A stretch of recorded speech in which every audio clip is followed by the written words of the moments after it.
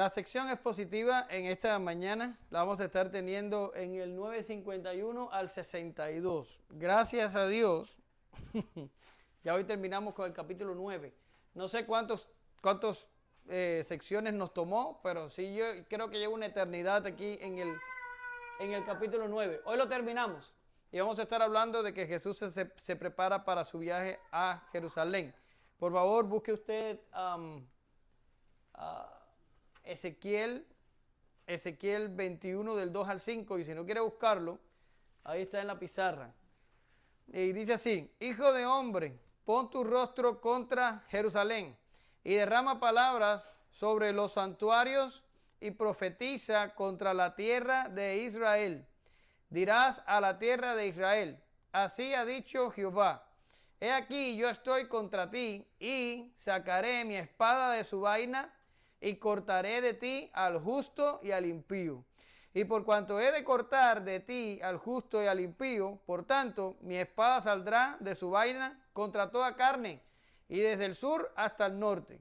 Y sabrá toda carne que yo Jehová saqué mi espada de su vaina y no la envainaré más. Gracias te damos, Señor, en esta mañana. Te pedimos que tú nos bendigas por medio de tu palabra. Enséñanos, Señor, en esta mañana. Aliméntanos, nútrenos, haznos cambiar por medio de la administración de tu palabra. Prepáranos para ser mejores y para ser como tu Hijo Jesús. En el nombre de Jesús oramos, te damos gracias. Amén. Gracias, Señor. Bien, nuestro último encuentro, estuvimos viendo un encuentro de una multitud que ve a Jesús cuando éste desciende del monte de la transfiguración, y vimos los eventos relacionados con la sanidad de un muchacho que estaba endemoniado. ¿Se recuerdan? Después del Señor sanar a este muchacho, el Señor les anuncia a sus discípulos otra vez su muerte. Y les dice aquella frase, no sé si se acuerdan, que le dijo: hagan que estas palabras les penetren bien en los oídos. El Hijo del Hombre va a sufrir en Jerusalén. ¿Ya está? Y es decir, teniendo todo esto en mente, vemos que Jesús por segunda vez anuncia su muerte. Vemos que había estado hablando en el monte de la transfiguración con Moisés y Elías acerca de su éxodo en Jerusalén. Y por todas estas cosas, ya hoy vamos a estar viendo a Jesús saliendo para Jerusalén. ¿Alguien sabe dónde estaba Jesús en el momento que sale para Jerusalén? ¿Dónde estaba? ¿No saben? Llevamos todo Lucas y Jesús ha estado en esa región. ¿Cómo se llama la región? Galilea. La región se llama Galilea. Ha estado en ciudades como Nazaret, Capernaum, cruzó también a Decápolis y regresó donde se dio el evento con los cerdos. ¿Qué decías? Que si Galilea es una región o es una ciudad. Galilea es una región. Y si me preguntas eso, ahora a estas alturas, si yo les he traído los mapas y se los he enseñado. ¿Ok? Pero bueno, whatever. Sí, está en la región de Galilea. Probablemente hoy mismo debe salir de la ciudad de Capernaum, posiblemente. Y de aquí se enruta a Jerusalén. Y vamos a estar hablando en la clase de hoy de algo muy notable que le sucede en el momento que se produce la salida. Y también vamos a estar hablando de una conversación que tiene con algunos presuntos discípulos que no llegaron a ser discípulos. En mi opinión, no llegaron a serlo, pero usted puede tener su opinión al respecto. Todo eso vamos a estar viéndolo en la clase de hoy. Bien, el contenido será: Jesús es rechazado en una aldea samaritana, del 51 al 56, y después vamos a estar viendo del 57 al 62 la respuesta al llamado a ser discípulos. ¿Ya? Ahora,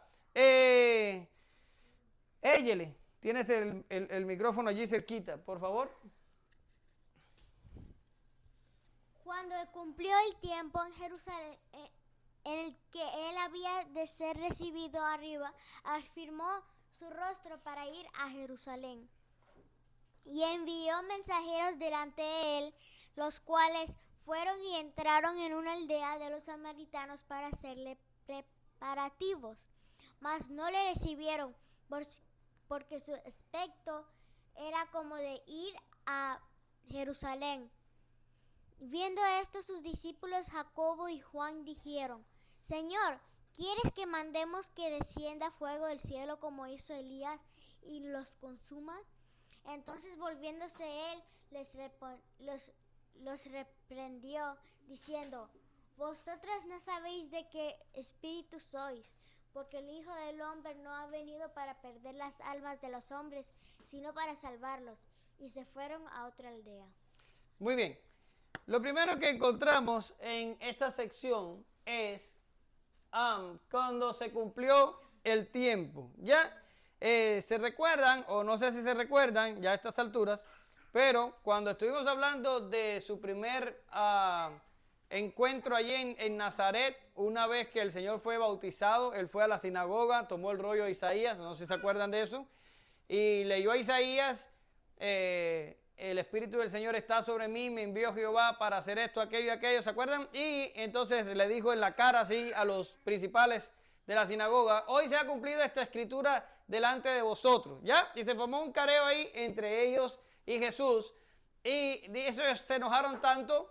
Si usted no se acuerda de eso, vaya al canal de YouTube, lo mismo que el mío, que el de la iglesia, y ahí va a estar el mensaje cuando Jesús estuvo en Nazaret. Y allí, ¿qué? Los números de los textos de cuál vienen. Cuando, muy buena pregunta, cuando en un estudio los números no tienen adelante el libro, es porque se entiende que todas las citas son del libro que estamos estudiando. ¿Cuál libro estamos estudiando? Lucas. Siempre que aparezcan así, se está refiriendo a Lucas. Cuando es otro libro, entonces yo pongo el libro. Pero excelente pregunta. Bien, lo que les decía, en aquel momento trataron ¿de qué? ¿Alguien se acuerda de lo que trataron de hacerle a Jesús? Trataron de matarlo, de tirarlo por un barranco, despeñadero, eso. Y dice que el Señor salió por en medio de ellos y se fue. ¿Y qué dice la Biblia allí? Porque aún no había llegado su hora. Bien, ahora ya llegó. En este texto dice, el tiempo se ha cumplido. Cuando se cumplió el tiempo, quiere decir, ya Elías y Moisés aparecieron en el monte y hablaron con Jesús y le dijeron, ya es hora. Muévete hacia Jerusalén porque el momento de morir es en la Pascua y así que ya tienes que empezar a caminar.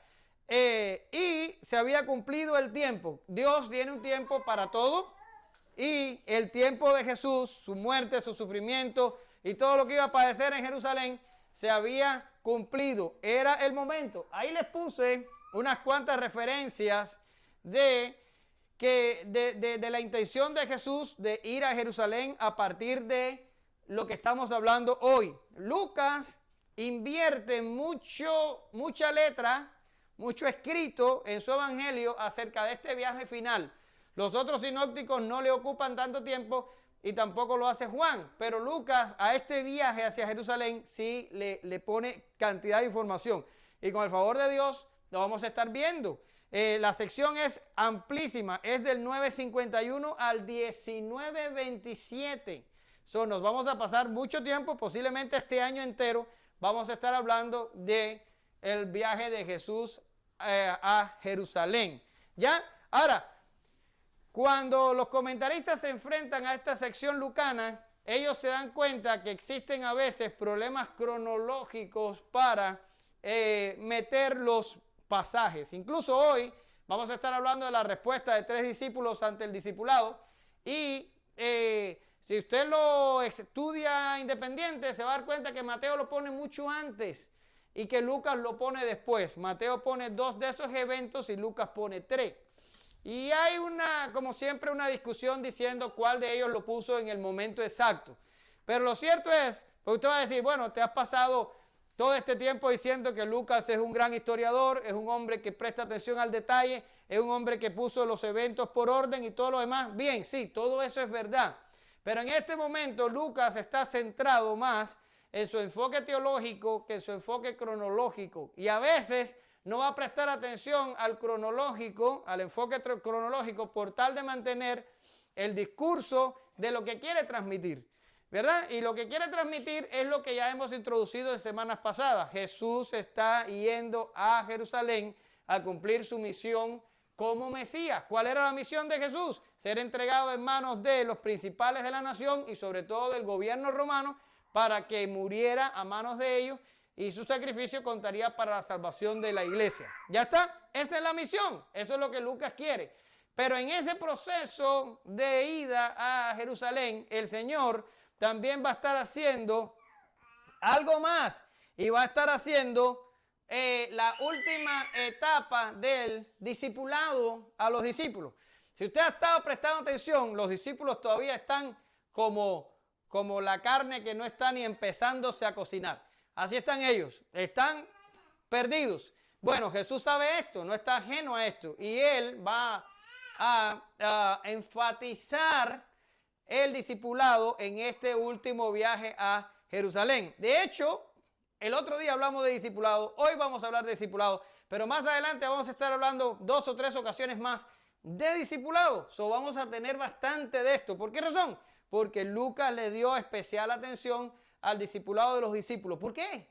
Porque Lucas es el escritor de ¿qué otro libro? ¿Y de qué trata Hechos? De las obras o los hechos de ¿quiénes? De estos discípulos que fueron discipulados en el Evangelio. ¿Lo ve? Por tanto, hay una continuidad histórica entre una cosa y la otra, y por eso Lucas va a enfatizar bastante el aspecto del discipulado en esta sección. Ahora, dice el texto que afirmó su rostro. Afirmó su rostro. ¿Qué significa afirmar el rostro? Esto es un hebraísmo para los estudiantes míos de hermenéutica. Si se acuerdan, ¿qué significa eso? ¿Ya? El hebraísmo aquí es, para afirmar su rostro, significa firmeza de propósito. Firmeza de propósito. Jesús se propuso firmemente ir a Jerusalén. ¿A qué? A encontrar la muerte. Ahora, eso es lo que significa aquí el texto, afirmar el rostro. ¿Ya está?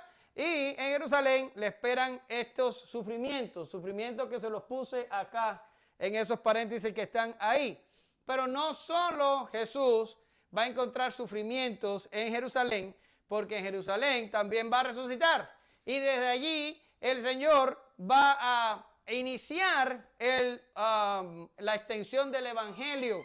El Evangelio comenzará en Jerusalén, eso es lo que dice el texto, y me serán testigos en Jerusalén, en Judea, en Samaria y hasta lo último de la tierra. Pero ¿dónde empieza la diseminación o la predicación del Evangelio? ¿Dónde empieza? También empieza en Jerusalén. En Jerusalén van a ocurrir cosas malas que son necesarias, los sufrimientos del Salvador para garantizar nuestra salvación, es verdad, y va a tener que pasar por un momento terrible donde va a decir Elí, Elí, lama sabactani, la verdad, eso también es verdad, pero allí también el Señor va a resucitar y allí el Señor también va a comenzar, o más bien sus discípulos ya, va a empezar la predicación del Evangelio. Ahora, afirmó el rostro, envió mensajeros a una aldea samaritana. Y ahora nos vamos a ir al mapa.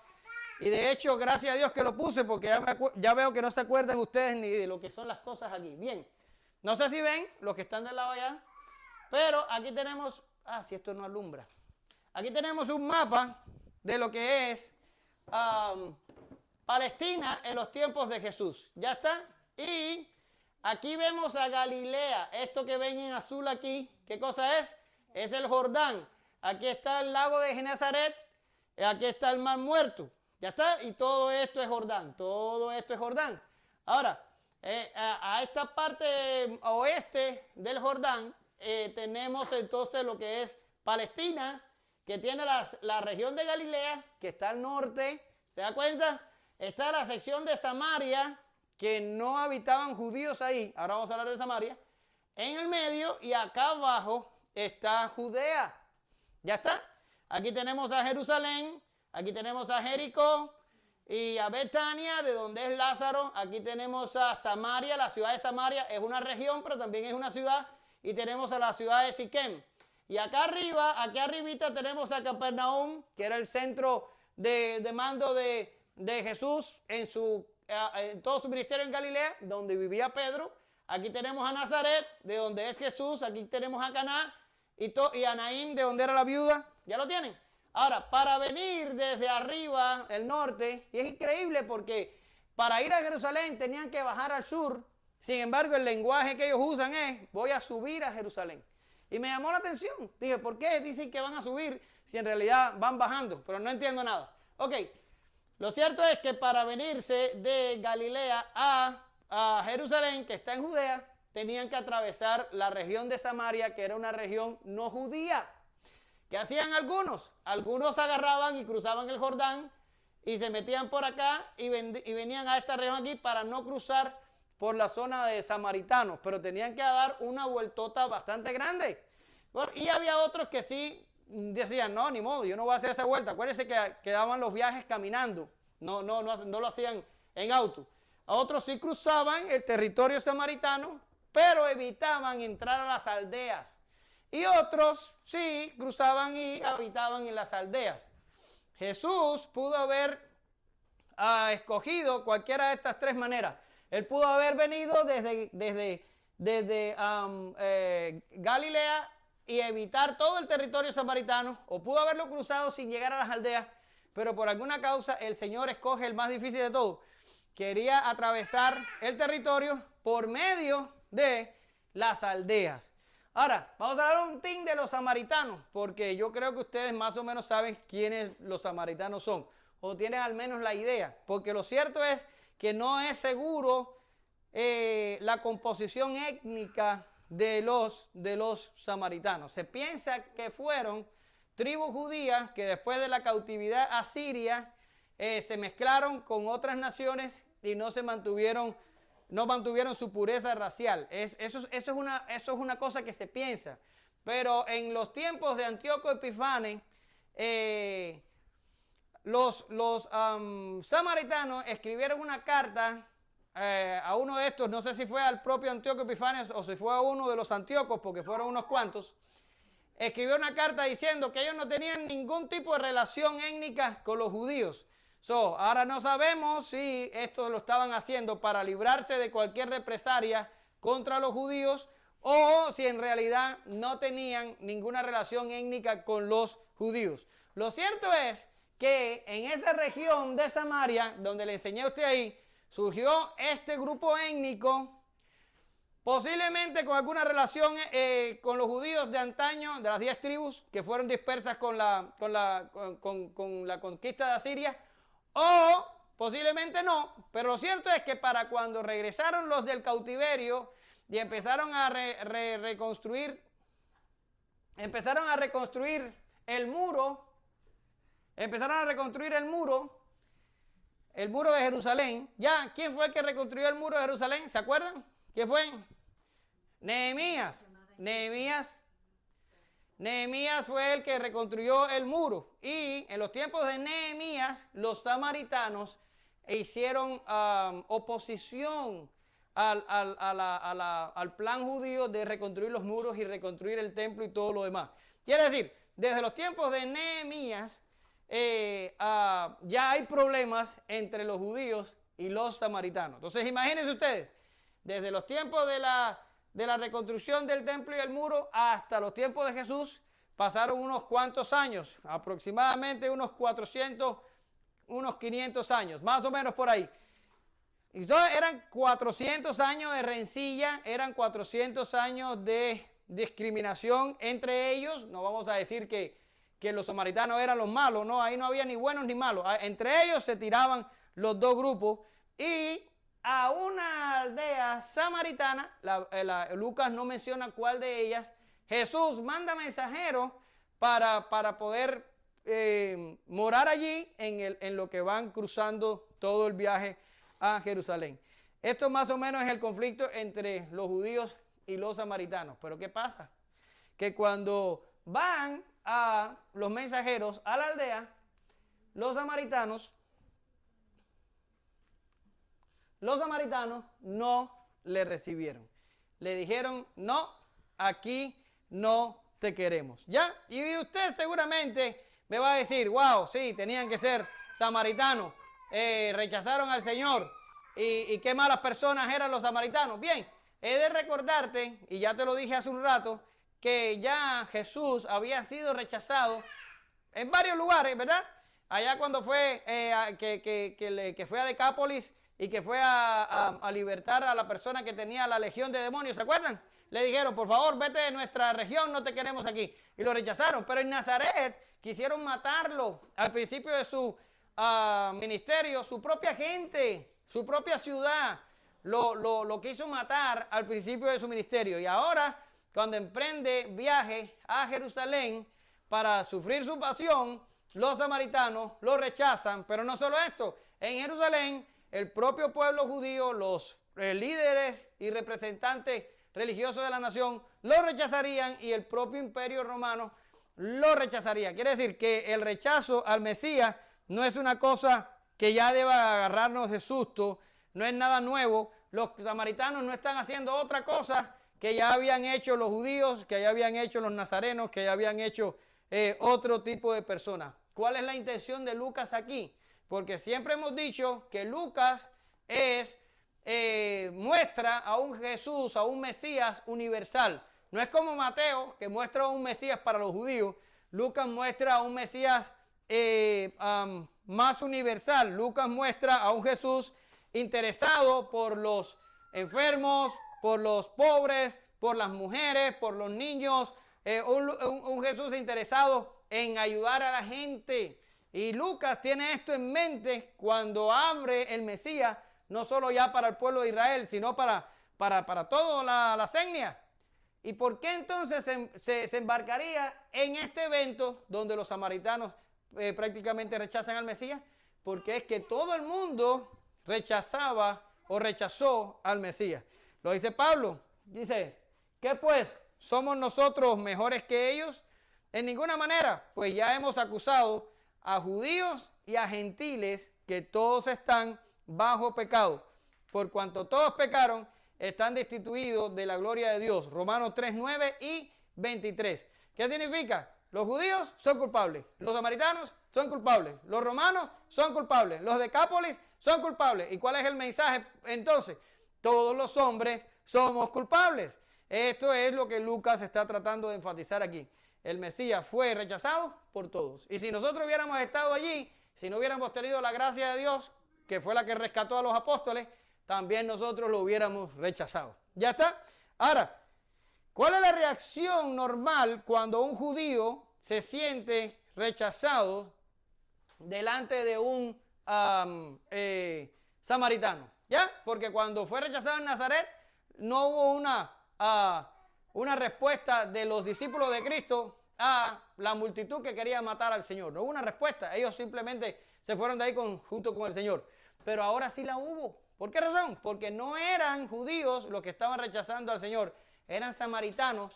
¿Y qué hace entonces dos de sus discípulos, Jacobo y Juan? Estos dos eran hermanos y pidieron lo que piden los pentecostales para la iglesia, lo pidieron para los samaritanos. Le dijeron, Señor, ¿quieres que mandemos a que descienda fuego del cielo y los consuma? ¿Ya? ¿Se da cuenta cómo en la Biblia cada vez que desciende fuego del cielo es un elemento de juicio? ¿Se da cuenta?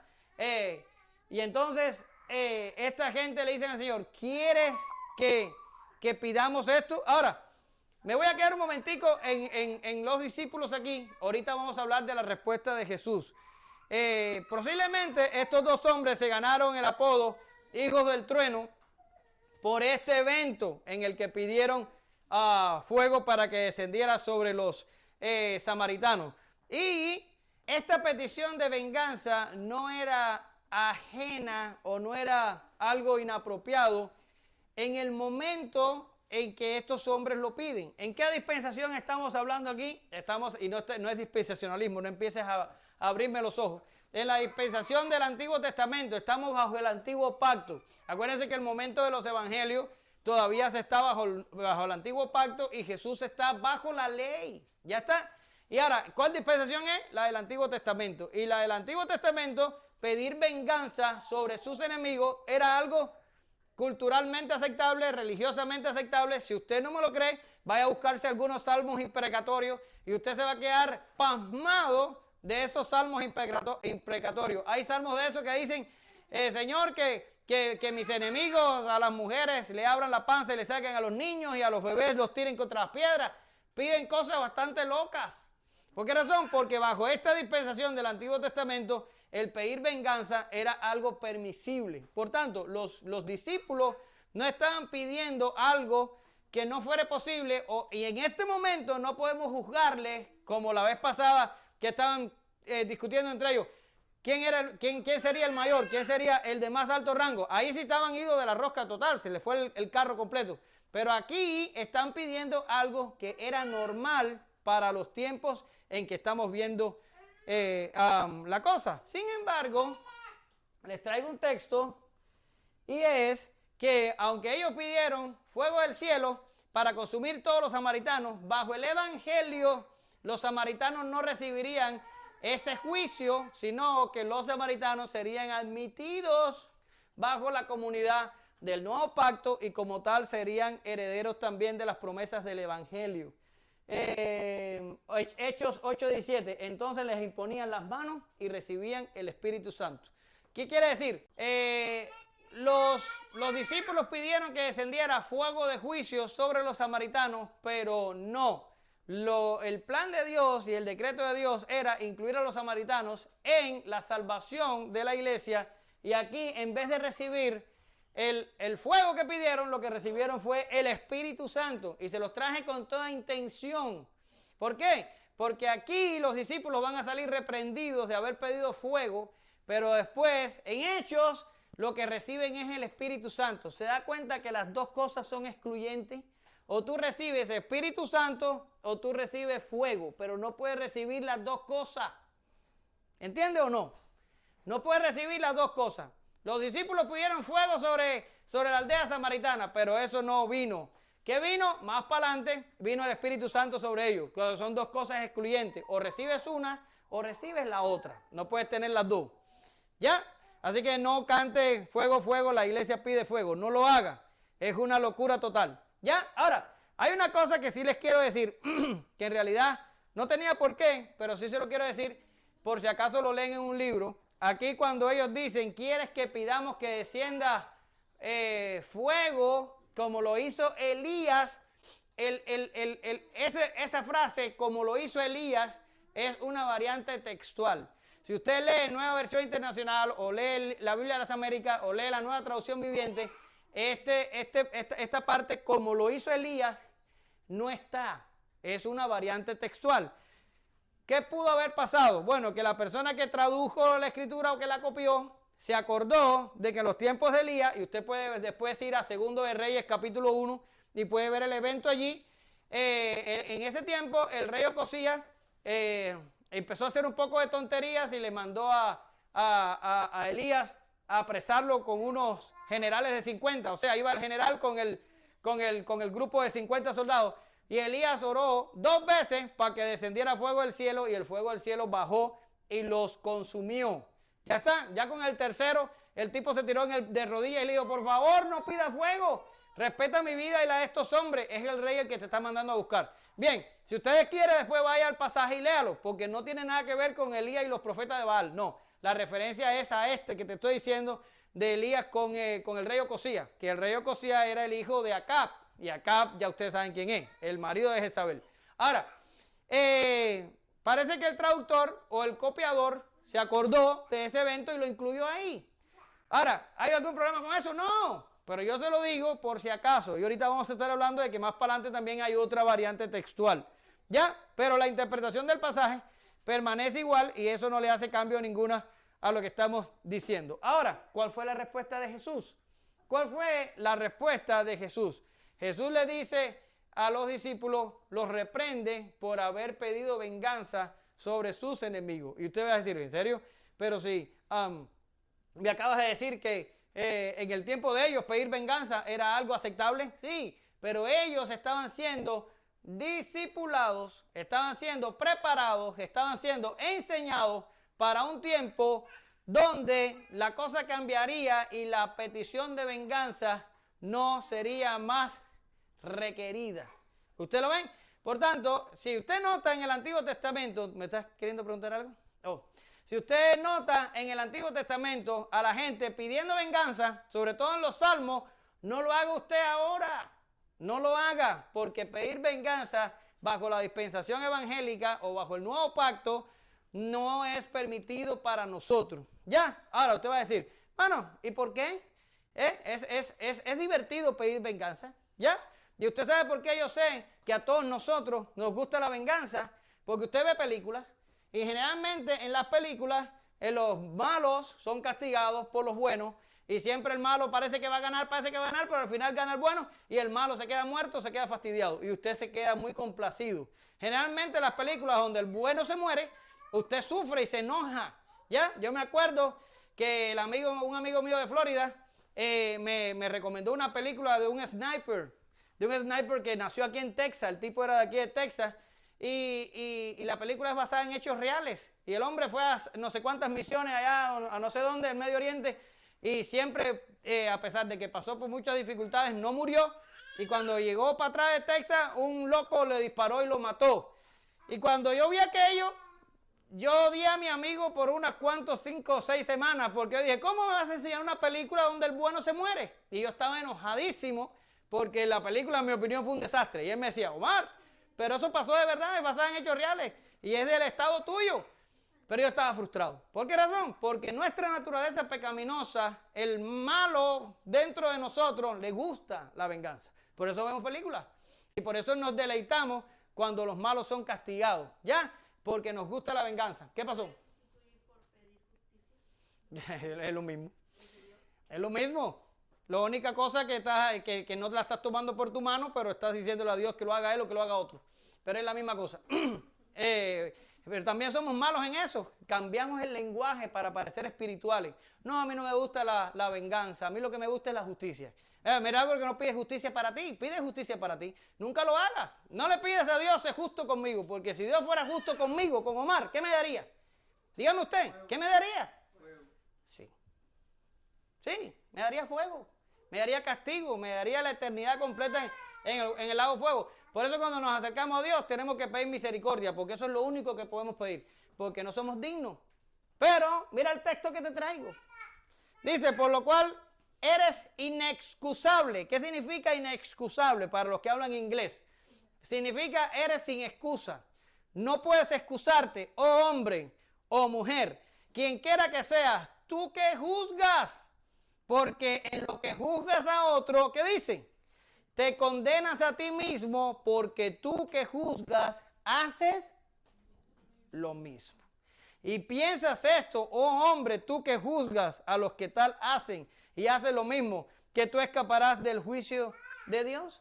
¿Verdad? Por eso la venganza en nuestra dispensación evangélica o en el nuevo pacto, la venganza es algo, voy a decirlo así, con temor y temblor, moralmente inaceptable. Usted no ha recibido justicia. No lo ha recibido. Usted ha recibido gracia y usted ha recibido misericordia. ¿Cuánta? Mucha. Ha recibido mucha. Y yo he recibido mucha. Camiones de gracia. Camiones de misericordia. Fíjense si nosotros recibimos misericordia. Que dice la Biblia que las misericordias de Dios son nuevas cada mañana. ¿En serio? ¿Y por qué sería eso?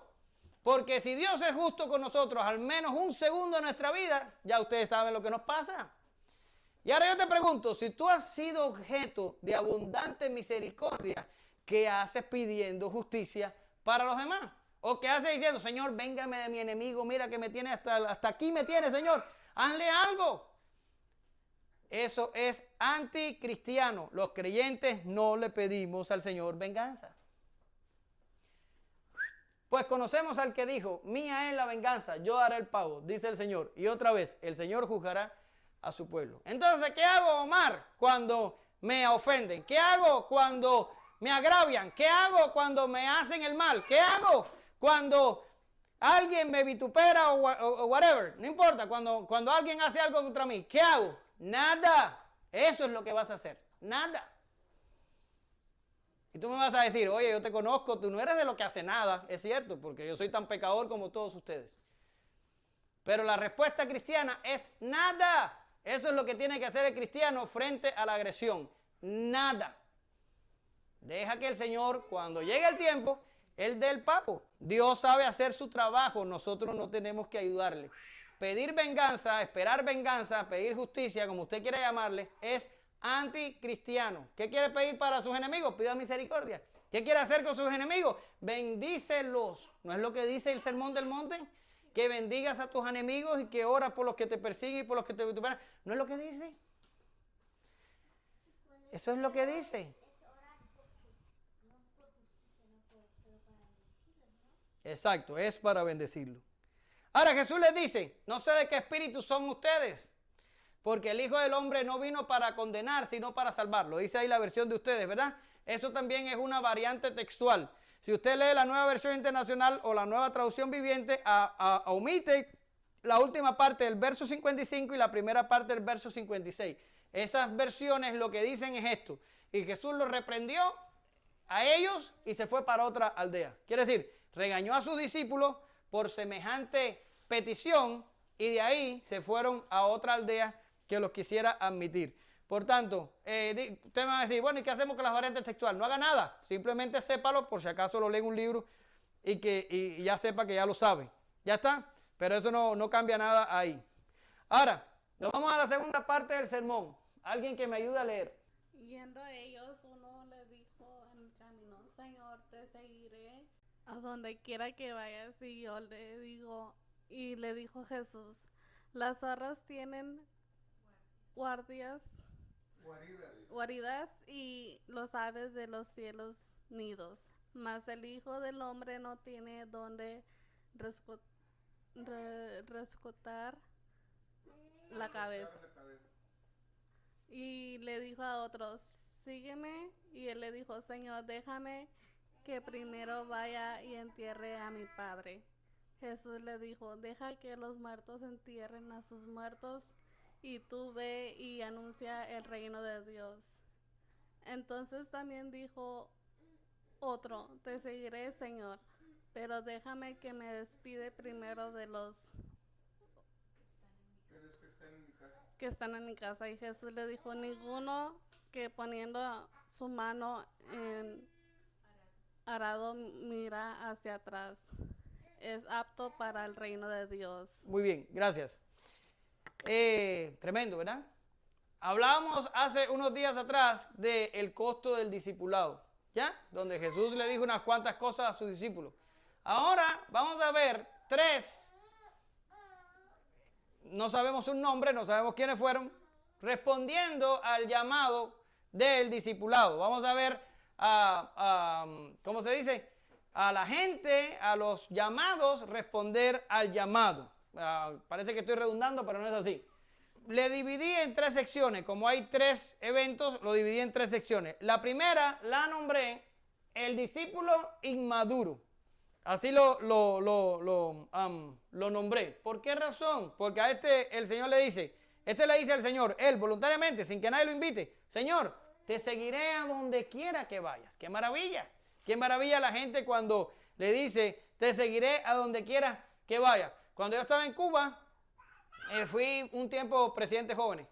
Y en la iglesia en Cuba se hacía esto de dar campañas. Usted sabe más o menos lo que es una campaña, ¿verdad? Venía un tipo de afuera que tenía mucho fuego y entonces iba a predicarles y la iglesia se llenaba porque supuestamente iban a ocurrir sanidades. Todo era una mentira, pero no importa. En aquel tiempo yo era el que organizaba entonces las campañas. Y la iglesia se llenaba y iba la gente a caerse al piso y a estremecerse, todo lo que ustedes saben que sucede. Bueno, la iglesia se llenaba, 500 y pico gente metida dentro de la iglesia, se convertían a veces 200, 300 personas. Y usted dice, ¿cómo tú lo sabes? Bueno, porque yo era el discipulador de la iglesia y una de mis funciones era, cada persona que se convertía había que agarrar el nombre y la dirección. ¿Ya está? Eran tantos que yo tenía que designar otras personas que me ayudaran a escribir el nombre y la dirección de toda la gente que se convertía en las campañas. ¿Qué pasaba después de ese evento? Bueno, después de ese evento, gracias a Dios, me daban un diácono de la iglesia, que por cierto era amigo mío, para que me ayudara a visitar a toda esa gente. O sea, él visitaba una parte y yo visitaba la otra. Él visitaba como unas 150 personas y yo visitaba como otras 150. Ya está, y los teníamos que visitar lo antes posible, porque teníamos que saber si la persona tenía intención de asistir a la iglesia y crecer, para decirles cómo, porque en una campaña nada de eso se podía hacer. Bien, usted va a decir, ¿y por qué nos está contando todo esto? Bien, porque cuando íbamos a las casas de aquellos 300, si lográbamos que 5 de ellos, y no les estoy mintiendo, asistieran a la iglesia, ya era mucho. Porque la gente te decía, no, yo fui a que Dios me sanara una rodilla, o yo fui porque me invitaron, o yo no hice la oración. ¿Quién dice que yo hice la oración? Y a mí me cogieron el nombre, ¿cuándo fue eso? Y la gente se empezaba a decantar de una serie de cantidad de cosas y daban para atrás. Les pasaba exactamente como le pasaba aquí al discípulo inmaduro. Pero de esos 5, a todo reventar, vamos a poner 10 que yo podía agarrar de una campaña, los metía en el discipulado, se pasaban 3 meses. De esos 10 se graduaban del discipulado 8. Esos entraban al reglamento y del reglamento se graduaban 5. Y de esos 5, 3 años más tarde quedaba 1 o 2. Y usted me va a decir, ¿en serio? ¿En serio? Y yo antes tenía los documentos para probarlo, porque yo tenía documentos de todos los que se matriculaban, de todos los que se convertían, y yo podía probarlo. De una campaña gigantesca que hubo en mi pueblo una vez, organizada por mí, de esa campaña que se convirtieron casi 300 gente, se quedaron 2 personas hasta el día de hoy en la iglesia. 2 nada más. Y usted va a decir, bueno, si se quedaron 2, ¿valió la pena la campaña? Yo creo que sí, que si se queda 1, valió la pena la campaña. Aunque no se preocupe, nosotros no vamos a hacer campaña aquí. Pero bueno, valió la pena. Pero a donde quiero ir, son mucha la gente que se acerca a Jesús siendo un discípulo inmaduro. Señor, te seguiré a donde quiera que vayas. ¿En serio? ¿Lo seguirás? ¿En serio lo seguirás? Y miren la respuesta, bueno, ya se fue, pero miren la respuesta de Jesús. Le dijo, y te la voy a decir como está aquí, que es como la parafrasea el Jameson Fausset Brown, un comentario que tengo en la computadora. Y dice, y Jesús le dice, ¿sabes a quién te comprometes a seguir? ¿Y sabes acaso a dónde te conducirá?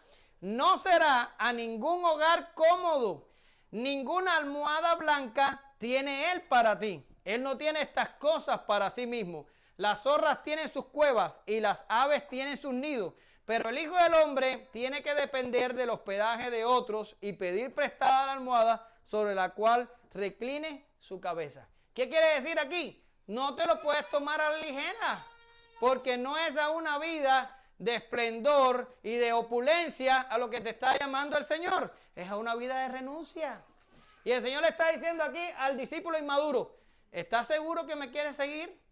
Porque todo lo que has conocido, todo lo que has vivido, toda la comodidad que tienes, se te va a terminar en el mismo momento que te conviertas en mi discípulo. ¿Estás seguro que quieres seguirme? Hay una respuesta que yo la llamé la respuesta apóstata, porque en mi opinión personal, este discípulo no siguió a Jesús. Jesús le hizo la advertencia y él volvió la espalda y se fue. Pero hay una respuesta apóstata, o sea, hay algunos que han respondido a este llamado del Señor y han dicho, sí, yo quiero seguirte, pero no siguen al Señor por una razón genuina, siguen al Señor para pervertir el mismo principio del Señor de que Él no tiene donde recostar la cabeza y Él dice, no Señor, yo sí te voy a seguir y yo voy a sacarle plata a esto. Es posible sacarle plata a esto. Y de esta gente, que ya Abraham lo adelantaba, y esta gente tenemos aquí el texto. Y miren lo que dice el texto.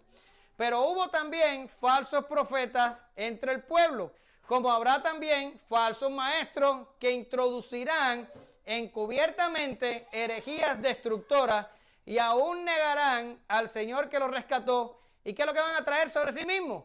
Destrucción repentina. Ya, pero ahora mira lo que dice el verso 3.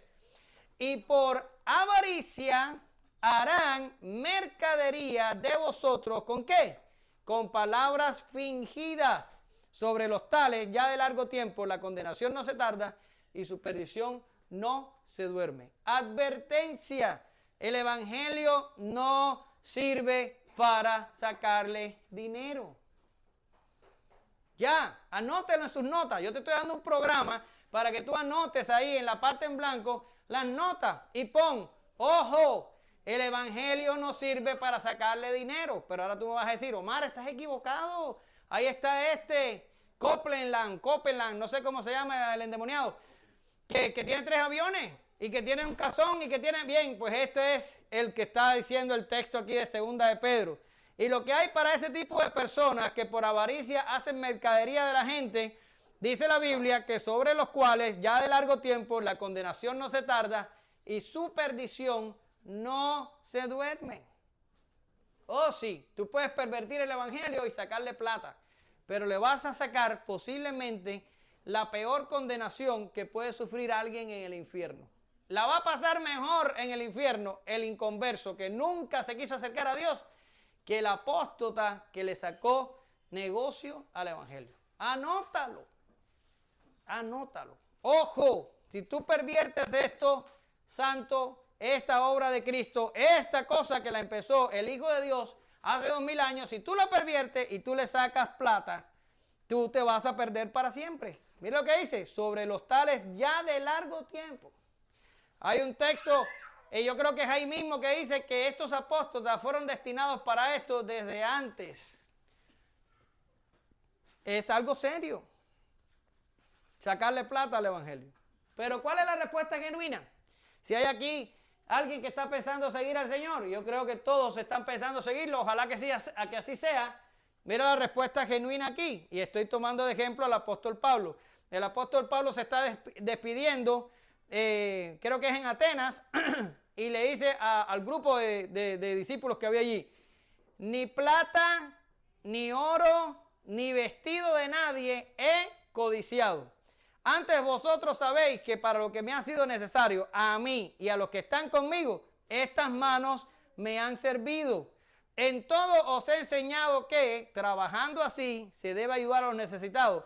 Y recuerden las palabras del Señor Jesús que dijo, más bienaventurado es dar que recibir. ¿Usted lo ven? Esa es la respuesta genuina.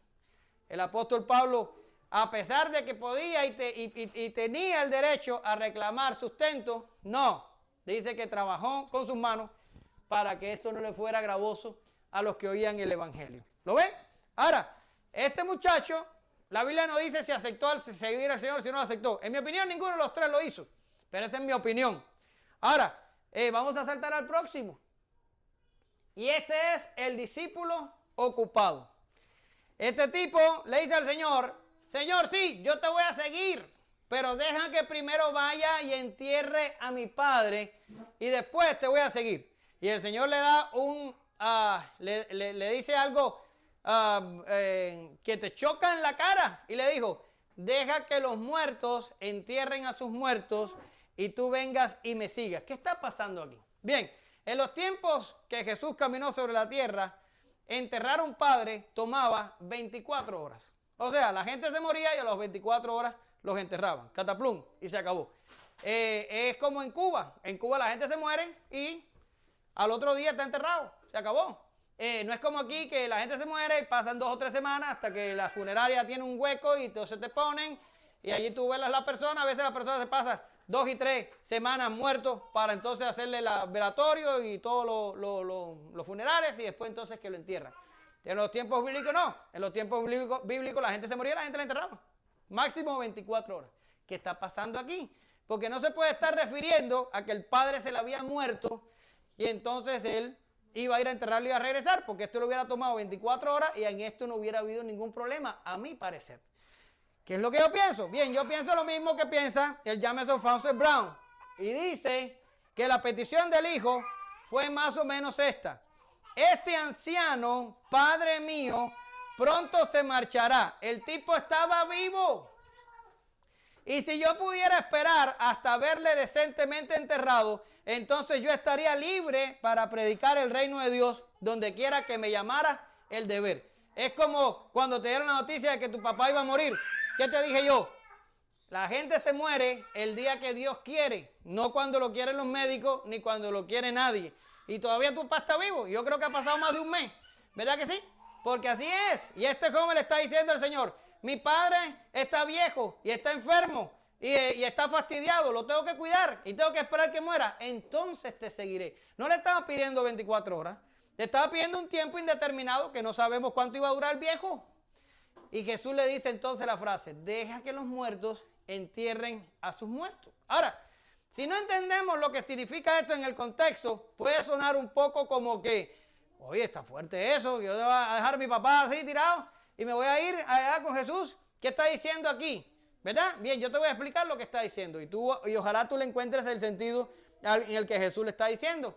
En este mundo existen 2 reinos. Está el reino terrenal, que es lo que usted conoce. ¿Quiere ver el reino terrenal? Haga una vuelta alrededor de sí mismo y todo esto que está acá abajo es terrenal. Ya está, y está el reino de Dios. Y el reino de Dios es el reino de los hijos de Dios, donde estamos esperando un cielo nuevo, una tierra nueva, una vida venidera, una vida abundante, una vida en los cielos. Ya está. Ahora, este reino terrenal perece, ¿verdad? Acá abajo todo se muere.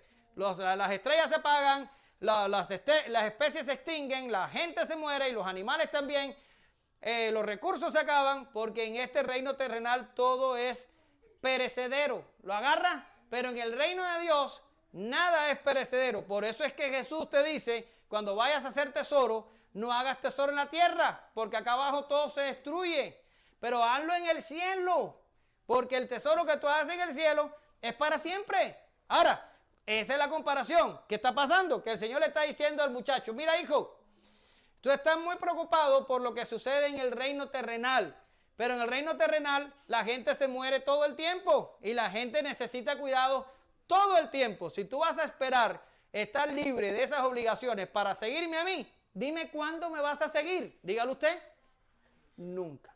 ¿Verdad? Porque se muere el padre y aparece la esposa. La esposa aparece y aparecen los hijos aparecen y nunca uno tiene tiempo para dedicarse a Dios. ¿Lo ven? Y el Señor le está diciendo, en el reino celestial son la gente que permanece, son la gente que vive para siempre, son la gente que va a estar conmigo en el reino.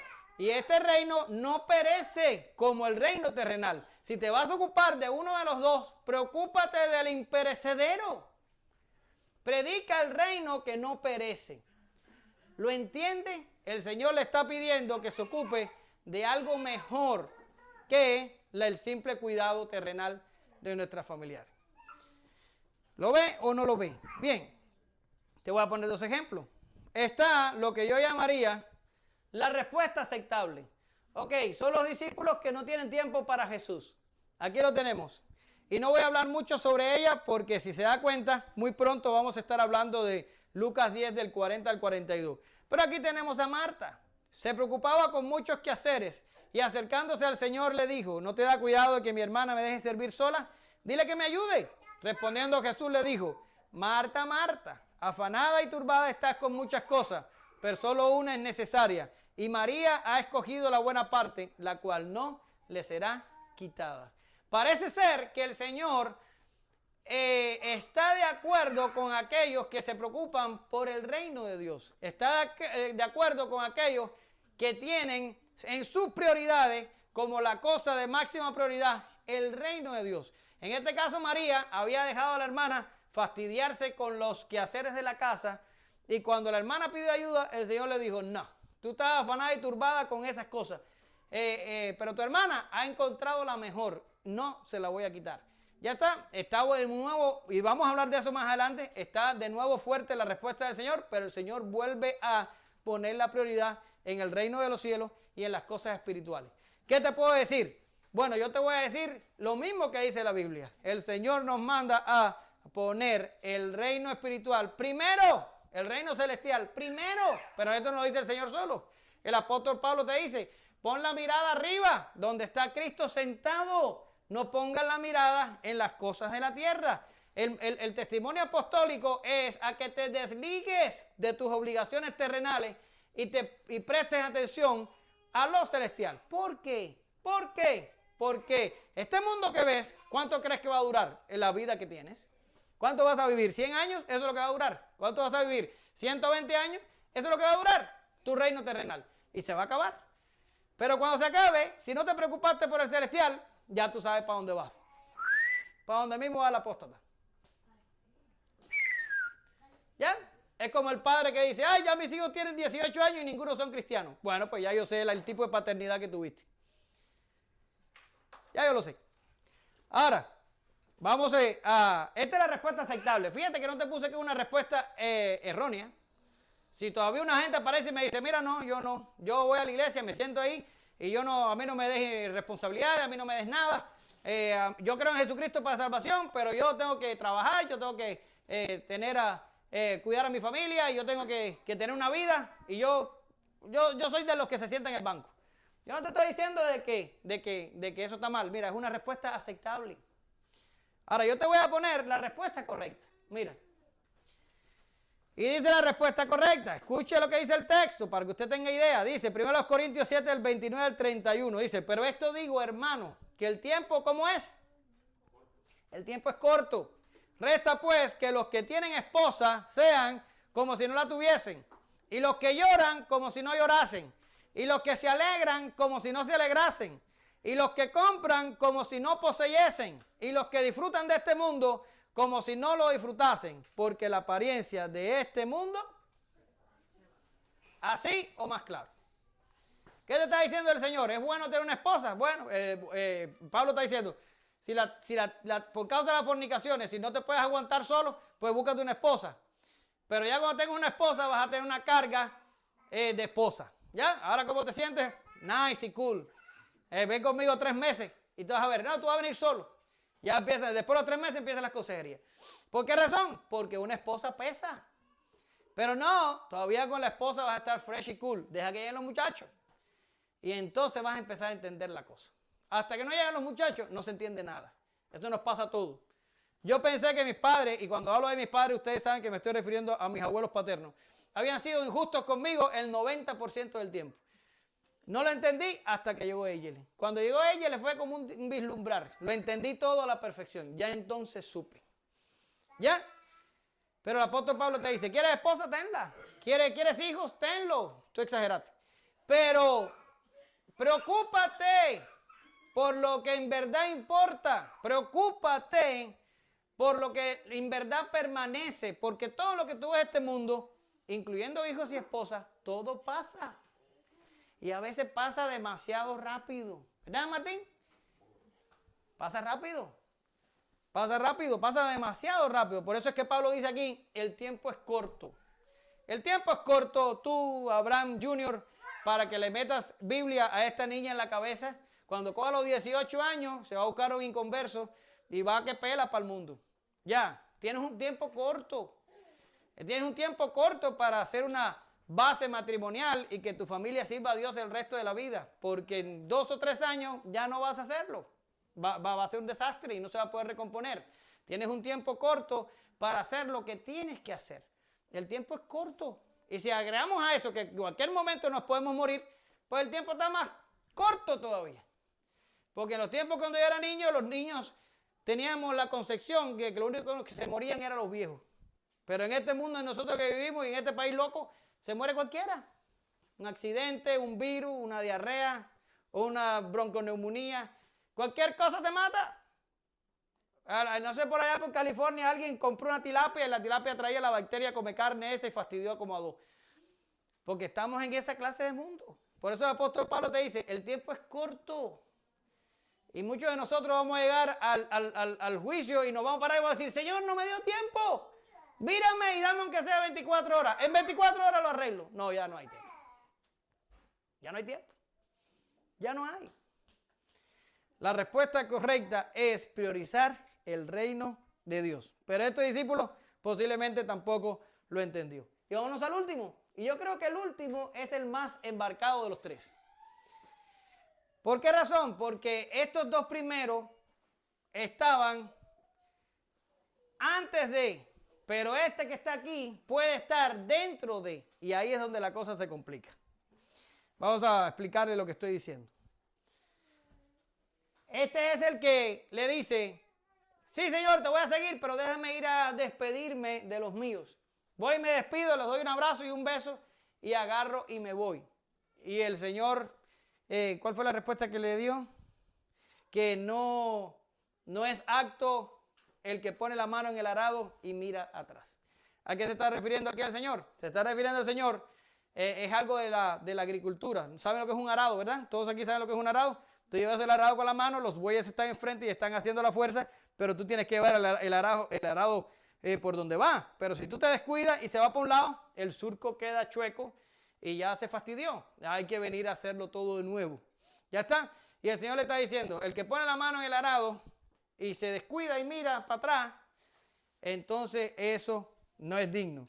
Ahora, mire lo que dice James of Fawcett Brown. Los que prosiguen la obra de Dios con atención distraída, con un corazón dividido, no alcanzarán la salvación. La expresión de mirar atrás tiene referencia manifiesta a la esposa de Lot en Génesis 19:26. ¿A qué se está refiriendo la cita? A cuando la mujer tenía que correr por su vida porque la ciudad iba a ser destruida. ¿Y qué fue lo que le dijo el ángel? No mires atrás. Pero la mujer quiso dar un último vistazo. Era tan importante para ella lo que dejaba atrás que cuando miró como para decir, último vistazo, ahí quedó. Y se acabó la historia de la mujer de Lot.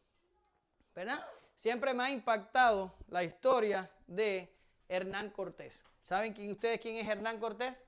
Si aquí hay mexicanos y no saben quién es Hernán Cortés, me voy a ir y me voy a pasar un mes sin predicar. ¿Verdad? El hombre vino de allá de España y cuando llegó aquí a las costas mexicanas, dicen que cogió los barcos y ¿qué le hizo? Desprendió fuego. Quemó los barcos. ¿Qué es lo que estaba diciendo el tipo? Aquí el que quiera regresar para el continente se va a nado, pero barcos no hay. Quemó los barcos.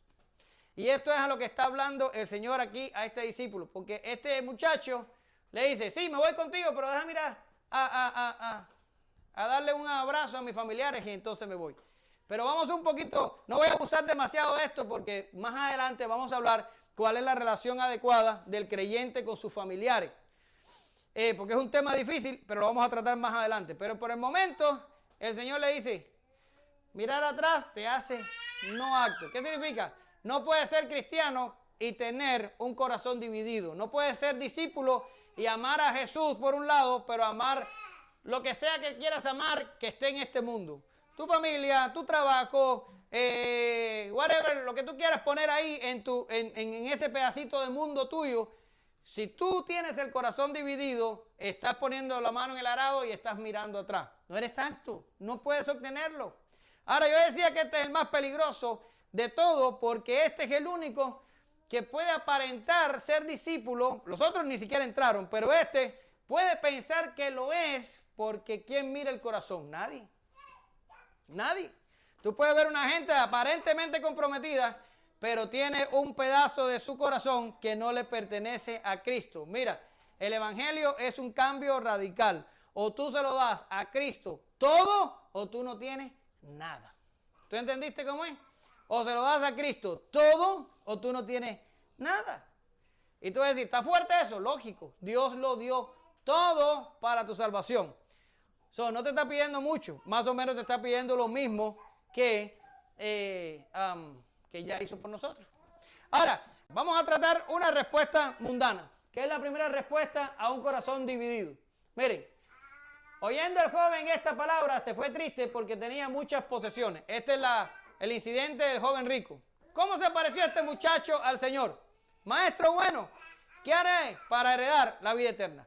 Este hombre estaba genuinamente preocupado por su eternidad y quería alcanzar la vida eterna. Y el Señor le dijo, los mandamientos los tienes, vete y guárdalos. ¿Y qué le dice el muchacho? Señor, me he esforzado desde mi juventud en guardar los mandamientos.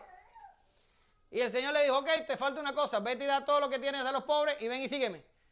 Y dice la Biblia que ¿qué pasó? Que fue y los vendió y se dio el Señor. No. Dice que se fue triste porque tenía muchas posesiones. Y yo me imagino a Jesús mirándolo, como se iba así, y el Señor con nostalgia. Y dijo, qué cosa difícil es que un rico entre en el reino de los cielos. ¿Sí? Porque era un hombre dividido. Quería la eternidad, pero quería su riqueza. Quería la eternidad, pero amaba sus posesiones. Y se fue. No pudo servir al Señor. Esa es la respuesta mundana. Pero tenemos a otro que está peor. Segunda a Timoteo 4:10. Porque Demas me ha desamparado. ¿Qué cosa? Amando este mundo y se ha ido, ¿a dónde? A Tesalónica. Si usted busca a Demas hace una búsqueda en la concordancia, los textos antes de segunda a Timoteo 4:10 habla de que Demas era un colaborador de Pablo.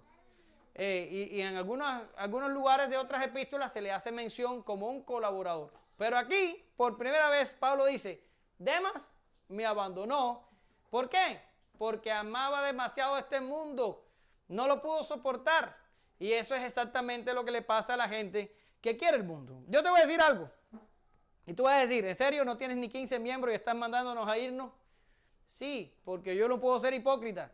Si tú eres una gente que estás así y que tienes el corazón dividido y quieres eternidad, pero también te gusta la gozadera, no estés aquí. No tiene sentido. Al final vas a hacer lo mismo que Demas. Te vas a alargar atrás de este mundo, porque un corazón dividido no sirve a Cristo. Un corazón dividido no sirve a Cristo. La respuesta tiene que ser radical. Tienes que quemar los barcos. Tienes que quemarlo. Tienes que romper los vínculos. Tienes que quemar lo que amas en el mundo. ¿Qué es lo que amas? Lo que sea. Ponlo ahí y quémalo si quieres seguir a Cristo. Si no tienes el valor para hacerlo, no pierdas más el tiempo. Porque lo único que estás amontonando aquí es ira. ¿Lo sabías? Porque por tener acceso a esta información, amontonas ira si te mantienes con un corazón dividido. Ahora, tenemos uno que sí respondió definitivo. El primer ejemplo está en 1 Reyes 19, 20, 21. Y es muy importante. ¿Por qué razón? Porque es casi igual a lo que estamos hablando aquí. Y es el caso del llamamiento de Eliseo. Y resulta que Elías va por el campo y Eliseo, ¿qué estaba haciendo? Arando los bueyes.